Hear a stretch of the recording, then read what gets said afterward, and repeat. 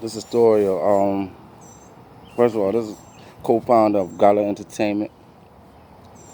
This is a story of a Chicago story of two brothers named D and C. You know, D and C, and it's like the old story of Cain and Abel. You know what I'm saying? The old story of Cain and Abel, and it was these two brothers. It's a Chicago story, South Side, Chicago. It was these two brothers, right, named D and C. They call them D and C, but D was like 2 years older than C, you know. And D father had got killed. So D mother had met another man and then they had C. You know what I'm saying? I call them D and C because that's what they call them, but they got, real names, but I ain't call the real names up. So they you know, coming up, all right, D been like light brown skin and C been dark skin or whatever. So they all look at the light skinned baby, the light brown baby. Okay. So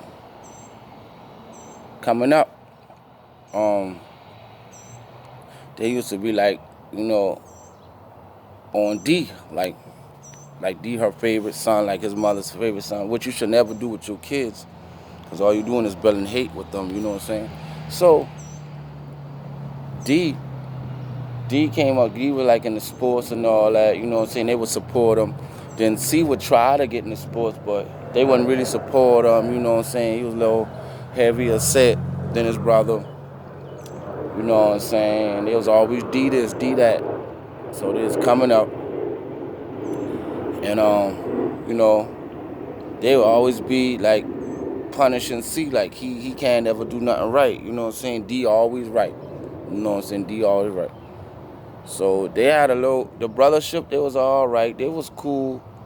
D used to look out for his little brother. You know what I'm saying? He did look out for his little brother. So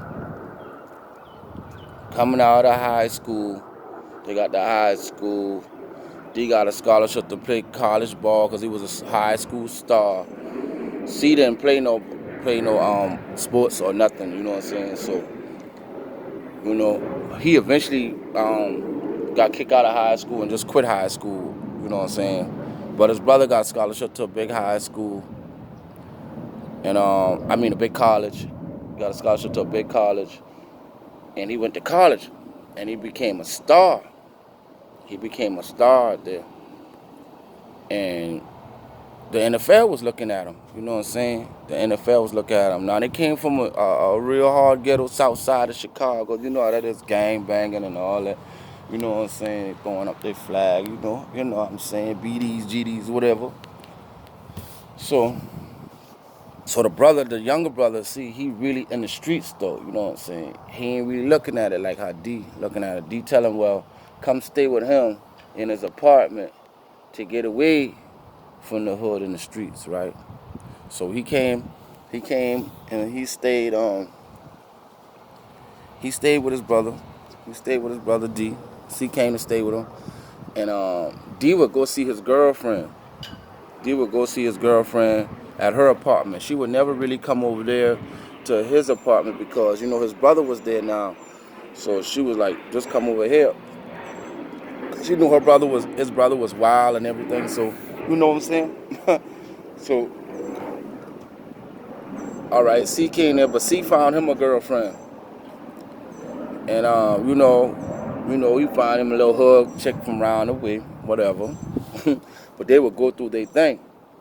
They would go through their thing, and C girlfriend would confide in D a lot to tell him like what's right and what's wrong and why he like this and why he like that and for him to change and he need to get a job and he can't come up here selling drugs and all that. But he still so that kind of pit C against D, and they started getting like a negative relationship.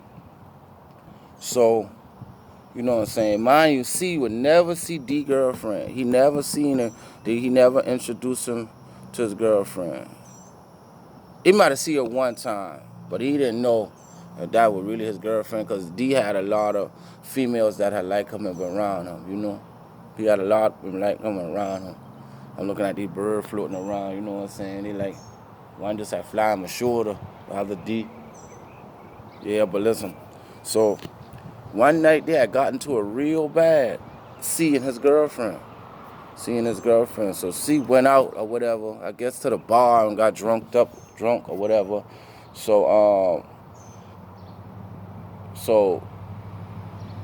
D and his girlfriend saw C girlfriend somewhere at the store or whatever, and she was talking to D and telling like how his brother was, and he put a hand on her and all that. So D was trying to call C, but C, he wouldn't listen. He wouldn't answer the phone. So he told her, just come to the house with them. He was going back to his apartment. He was bringing his girlfriend back to his apartment. And he bring C girlfriend too. So D girlfriend went, you know, they went back in the room, and C girlfriend was sitting on the couch or whatever, this and that, you know what I'm saying? So D is in the room with his girlfriend. D is in the room with his girlfriend. And they chilling. And it's getting later. And C not answering the phone for his girlfriend, for nobody. So C already been like telling her she been cheating on him and all kind of stuff. So he telling his girlfriend that. So he ended up coming home drunk up or whatever, high, drunk up, and he rings the doorbell. So C girlfriend, she's sitting on the couch laying down sleeping. So D gets up and D comes, you know, his shirt's off or whatever. He just got his shorts on, and he comes and open the door.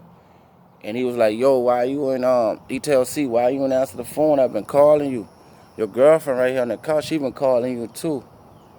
And C, he just, it was this demonic spirits just went over him, and all of the times when they were younger and how he was treated and how he had that hatred, and it came back to him for that split second.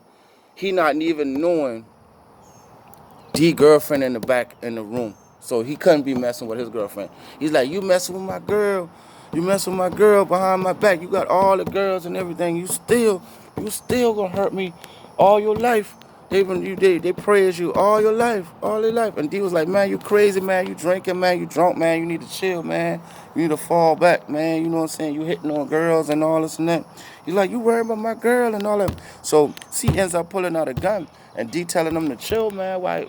What you doing, man? I'm your brother, man. You know what I'm saying? I love you. And C looked at him and said, love this. Boom, and shot him in his head. His brother. He killed his own brother, his blood brother.